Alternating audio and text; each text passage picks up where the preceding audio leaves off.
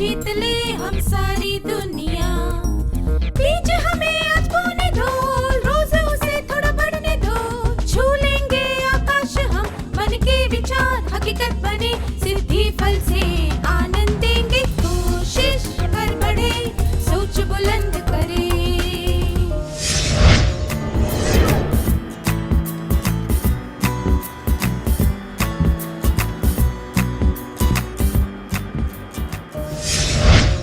नमस्ते छात्रों, आप सबको देखकर खुशी हुई। पिछले सत्र में हमने सामूहिक चर्चा और सामूहिक चर्चा में स्वीकार्य व्यवहार के बारे में सीखा था। अब हम सामूहिक चर्चा में अच्छी तरह भाग लेने के कुछ तरीके सीखेंगे। हम लोगों को उनके गुणों की वजह से पसंद करते हैं।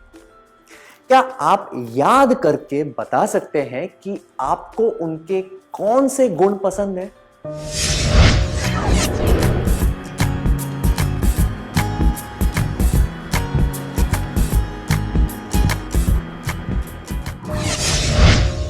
अपने विचार बताने के लिए धन्यवाद।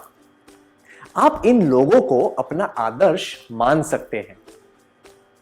आप उनके जैसे तौर तरीके अपनाकर खुद में भी वे सारे गुण ला सकते हैं। शिक्षा विशेषज्ञों का कहना है कि लोग सबसे पहले दूसरों की नकल करके कुछ नया सीखते हैं, पर नकल करने के लिए उस व्यक्ति को ध्यान से देखना जरूरी होता है। ध्यान से देखने का मतलब है उनके तौर तरीकों, व्यवहार, गुणों इत्यादि को गौर से देखना। सामूहिक चर्चा में भाग लेने के लिए यह तरीका बहुत काम आता है। किसी को ध्यान से देखकर हम खुद में वे सारे गुण ला सकते हैं। जब हम सामूहिक चर्चा में भाग लें, तब हमें ध्यान से देखना चाहिए कि लोग किस तरह से अपने विचार प्रकट करते हैं। लोग किस तरह किसी बात पर सहमति या असहमति व्यक्त करते हैं। लोग किस तरह से हाव भाव दर्शाते हैं।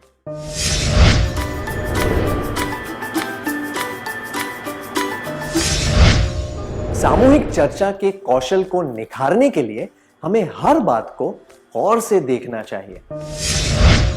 सामूहिक चर्चा को सुधारने के लिए लोगों को ध्यान से देखना चाहिए। दूसरे को ध्यान से देखकर हम बहुत कुछ सीख सकते हैं। हम यह जान पाते हैं कि लोग अपने विचार कैसे व्यक्त करते हैं। लोग सहमति और असहमति कैसे व्यक्त करते हैं। चर्चा के दौरान वे किस तरह एक सकारात्मक भूमिका निभाते हैं। वे सबके सामने यह किस तरह बताते हैं कि कोई बात सही या गलत इत्यादि। इन सब बातों पर ध्यान देने से हम यह सीख सकते हैं कि सामूहिक चर्चा में किस तरह बात करनी चाहिए। बात करने के तरीके के अलावा हमें दूसरी चीजों के बारे में भी पता चलता है, जैसे कि उचित हाव भाव दर्शाना और अपने भावनाओं पर काबू रखना।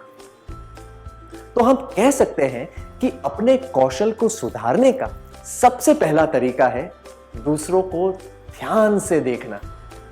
अगला तरीका है ध्यान से सुनना। हमें सुनना चाहिए कि दूसरे लोग किस तरह अपनी आवाज में बदलाव लाकर बात करते हैं।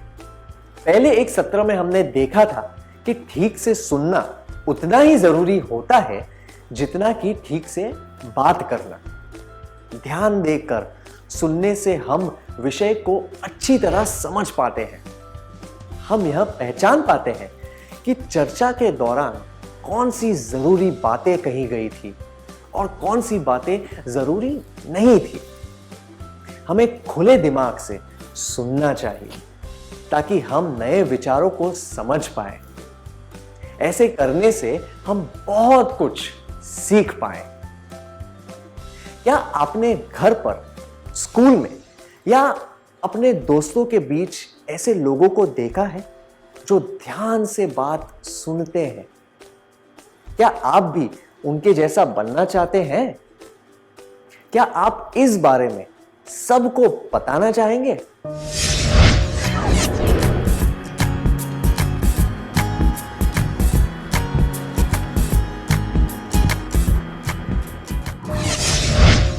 धन्यवाद।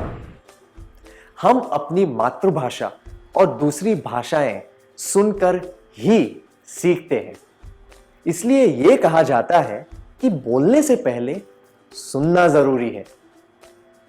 ध्यान देकर सुनने से हम विषय को ठीक से समझ पाते हैं। यह जान पाते हैं कि चर्चा के दौरान कौन सी बातें जरूरी थी और कौन सी नहीं।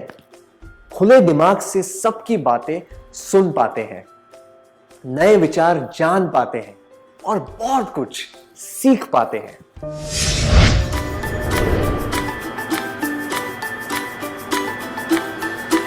सामूहिक चर्चा को सुधारने के लिए लोगों को ध्यान से देखना चाहिए, ध्यान से बातें सुननी चाहिए।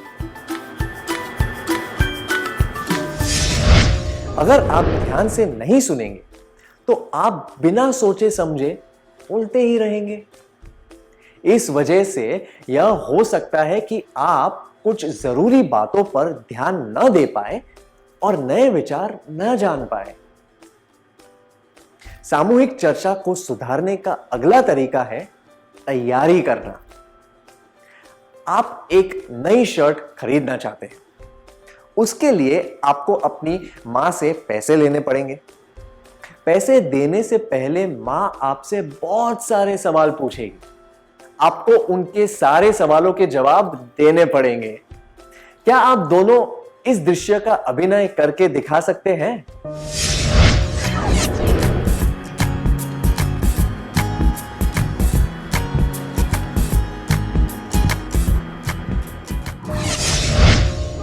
बहुत बहुत बढ़िया था, धन्यवाद। मां से पैसे लेने के लिए आपने क्या किया? आप मां के सवालों का जवाब देने के लिए तैयार थे। चाहे कोई काम कितना भी सरल क्यों ना हो, पर उसकी तैयारी करने से काम अर्थपूर्ण और सफल हो जाता है।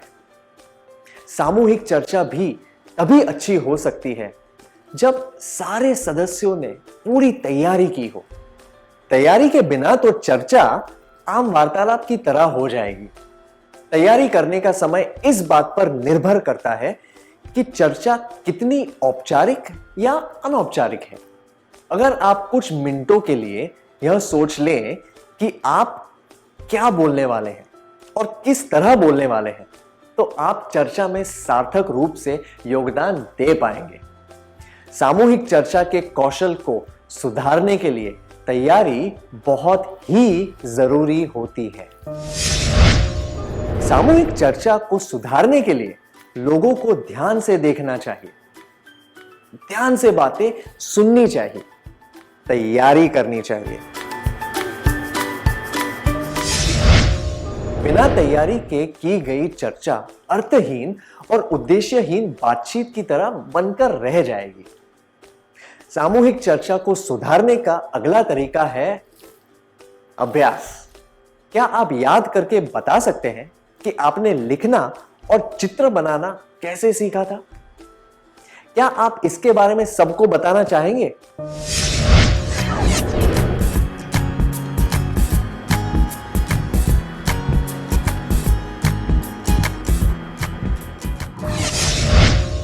लिखना सीखने से पहले आपके हाथ में जो भी आता था, आप उससे आड़ी तिरछी लकीरें बनाने लग जाते थे।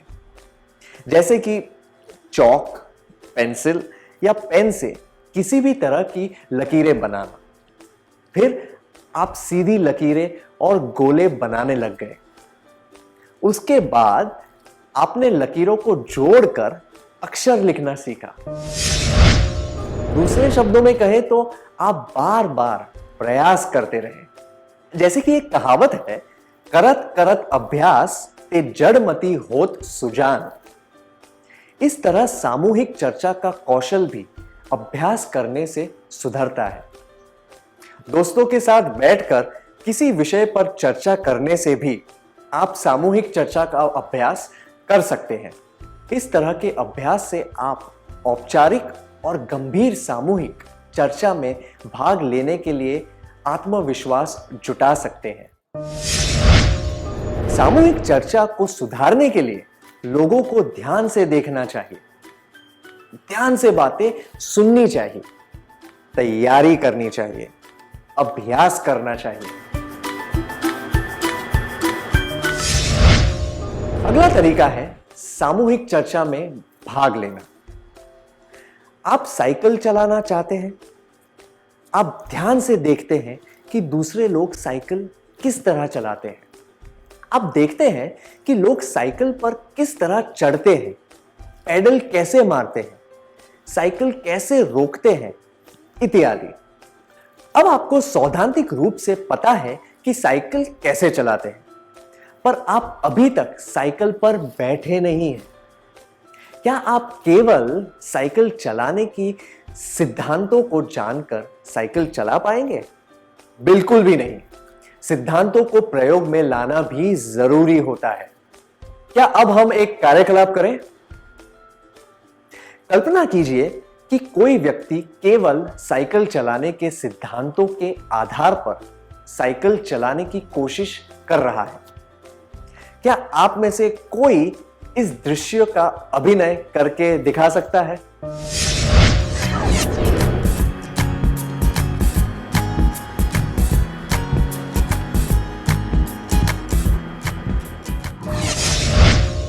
अच्छा अभिनय किया आपने, धन्यवाद। किसी भी कौशल जैसे कि साइकिल चलाना, खाना पकाना, तैरना इत्यादि, इनके लिए अभ्यास करना जरूरी होता है। उसी तरह सामूहिक चर्चा की सही परीक्षा तभी होती है जब आप वास्तव में किसी चर्चा में भाग लेकर अपने ज्ञान को प्रयोग में लाते हैं। सामूहिक चर्चा में भाग लेकर ही हम अपना आत्मविश्वास बढ़ा सकते हैं। शुरुआत में आप छोटी मोटे भूमिकाएं निभा सकते हैं। उदाहरण के लिए आप ध्यान से बातें सुन सकते हैं और किसी अच्छे विचार की सराहना कर सकते हैं। सामूहिक चर्चा के दौरान अहम बातों को लिख लेने से भी मदद मिल सकती है। बाद में आप और सक्रिय रूप से भाग ले सकते हैं, जैसे कि किसी के द्वारा कही गई बात के लिए उचित उदाहरण देना। सामूहिक चर्चा को सुधारने के लिए लोगों को ध्यान से देखना चाहिए, ध्यान से बातें सुननी चाहिए, तैयारी करनी चाहिए, अभ्यास करना चाहिए, चर्चा में भाग लेना चाहिए। अब हम एक कार्यकलाप करेंगे। आपको 8-8 लोगों को समूह बनाकर बैठना है। समूह में आप इनमें से किसी एक विषय पर चर्चा कर सकते हैं। क्या फिल्मों में गाने होने चाहिए? प्रयास कभी व्यर्थ नहीं जाते। स्कूल में भाषण देने के कौशल भी सिखाए जाने चाहिए और बच्चों को माता पिता के साथ समय बिताना चाहिए। प्रत्येक समूह में से एक छात्र को चर्चा में बताए गए विचार और सुझाव लिखने हैं और चर्चा के बाद कक्षा के सामने आकर बताने हैं। क्या आप सब तैयार हैं?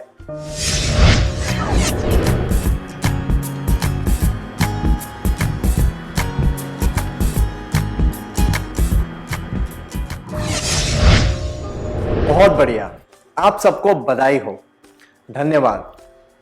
आपने सामूहिक चर्चा से क्या सीखा?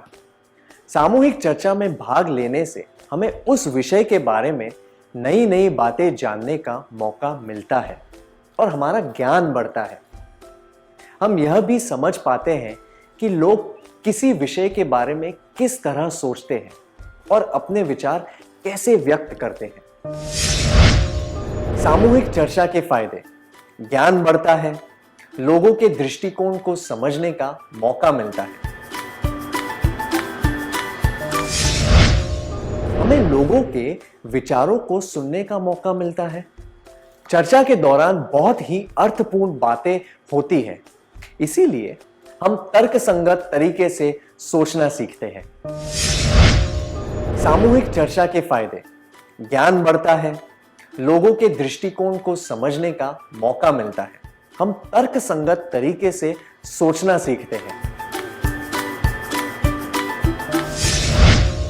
सामूहिक चर्चा में भाषा से संबंधित कौशल को भी बढ़ावा मिलता है।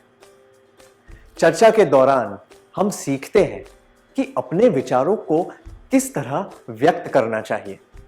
जब हम दूसरों को बात करते हुए सुनते हैं तो हम में भी वो आत्मविश्वास पैदा होता है, हमें भी अपने विचार बताने का हौसला मिलता है। हम लोगों को ध्यान से देखना सीखते हैं, भाषा से संबंधित कौशल भी सुधारते हैं। सामूहिक चर्चा के फायदे: ज्ञान बढ़ता है, लोगों के दृष्टिकोण को समझने का मौका मिलता है, हम तर्कसंगत तरीके से सोचना सीखते हैं। आत्मविश्वास बढ़ता है, हम लोगों को ध्यान से देखना सीखते हैं। भाषा से संबंधित कौशल भी सुधरते हैं। सामूहिक चर्चा के द्वारा हम दूसरों के विचार जान पाते हैं। हमें यह भी पता चलता है कि लोग अपने विचार कैसे व्यक्त करते हैं। इस अनुभव से लोगों के प्रति और दुनिया के प्रति हमारा दृष्टिकोण बदलता है। जब हम किसी के साथ असहमत होते हैं तो समस्याओं को हल करने के कौशल में सुधार आता है। बहुत से विचार सुनते वक्त जब हम किसी विचार से सहमत होते हैं तो हम अपने निर्णय लेने के कौशल को भी सुधार पाते हैं। तो हम कह सकते हैं कि सामूहिक चर्चा के फायदे: ज्ञान बढ़ता है, लोगों के दृष्टिकोण को समझने का मौका मिलता है, हम तर्कसंगत तरीके से सोचना सीखते हैं। आत्मविश्वास बढ़ता है, हम लोगों को ध्यान से देखना सीखते हैं। भाषा से संबंधित कौशल भी सुधरते हैं। समस्याओं को हल करने के कौशल में सुधार आता है। निर्णय लेने के कौशल में सुधार आता है। हमारा दृष्टिकोण बदलता है।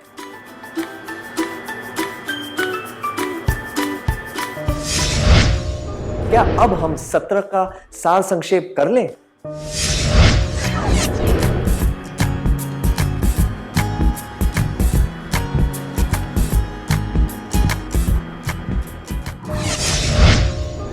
सामूहिक चर्चा को सुधारने के लिए लोगों को ध्यान से देखना चाहिए, ध्यान से बातें सुननी चाहिए, तैयारी करनी चाहिए, अभ्यास करना चाहिए, चर्चा में भाग लेना चाहिए। सामूहिक चर्चा करने से ज्ञान बढ़ता है, लोगों के दृष्टिकोण को समझने का मौका मिलता है, हम तर्कसंगत तरीके से सोचना सीखते हैं। आत्मविश्वास बढ़ता है, हम लोगों को ध्यान से देखना सीखते हैं। भाषा से संबंधित कौशल भी सुधरते हैं। समस्याओं को हल करने के कौशल में सुधार आता है। निर्णय लेने के कौशल में सुधार आता है। हमारा दृष्टिकोण बदलता है।